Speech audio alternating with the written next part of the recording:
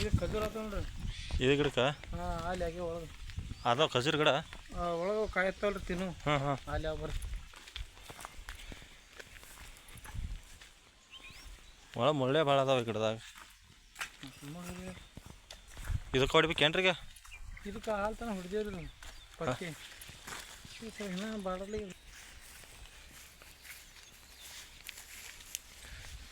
ರವಿಕಾಂತ್ ಪಾಟೀಲ್ ಅವ್ರ ಹೊಲದಾಗ ಸಿಂಧಿ ಗಿಡ ಹಚ್ಚಾರ.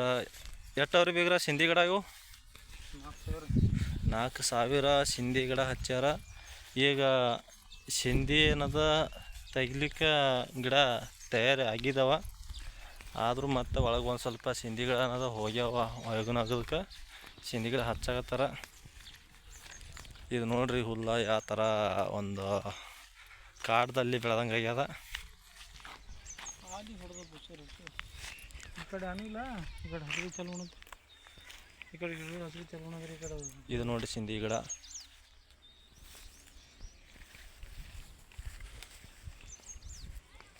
ಈ ಕಡೆ ಭಾಳ ಹೋಗ್ಯಾವ್ರಿ.